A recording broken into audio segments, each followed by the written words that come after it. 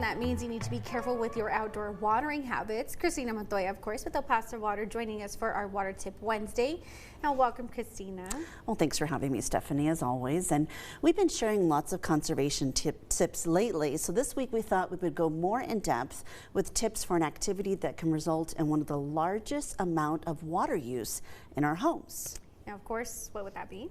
Well, people are surprised, they don't realize it, but 30% of your home water use is outdoors. Wow. It's important to watch your irrigation system while it's working, and a lot of people just set it and they forget it. But you really need to periodically watch your system when it's on to ensure the sprinkler heads aren't clogged and that they're spraying in the right areas. And remember, by city ordinance, the sprinklers should not be watering sidewalks or streets, so don't run them in high winds when the water will spray away from your lawn. You know, it really is easy to forget about your sprinklers. So when is it the best time to water your lawn? Great question. Well, you really should run your sprinklers in the mornings during the pre-dawn hours for the most efficient watering. Of course, if you wait till the hotter part of the day, the water just evaporates because it's so hot. You should also, though, avoid night watering. People may not realize it, but watering after dark can cause grass blades to remain moist overnight, and that makes them more susceptible to fungal diseases. And also, we always tell people to follow the odd, even address watering schedule.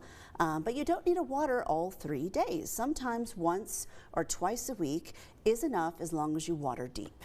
That's really good information, especially that night tip. You know, a lot of us think that's the best time. Well, it's probably better than doing it at like noon. Yeah, you don't want to be out there. Yeah, but it is really the best to do it in the morning hours. So, what other conservation tips can people look up? You know, especially what kind of plants might be better for this type of heat?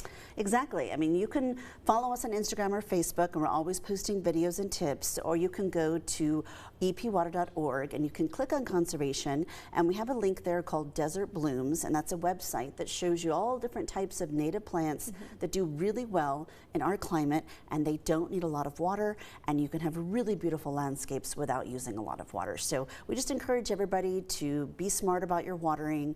You can save water and also save money at the same time. Yeah, just better for everyone like that. Yes. Is there anything else you would like to add? Any other tips? Or? No, just back to the sprinklers. I actually had an experience ourselves this week where one of our sprinklers was leaking, and we were at work and we didn't know. And so one of our neighbors called us and told us. And so, you know, it's nice to have those neighbors that will keep an eye out, but you also need to keep an eye out yourself because you never know. Something could break and you'd be wasting a lot of water. So it can happen to anyone at any time. Yeah, and you don't want to see that on your bill either. No, absolutely. All right, Christina. Well, thank you so much for joining us with these helpful tips. Yes, my pleasure. All right, we'll see you next week, and we'll be right back after this break.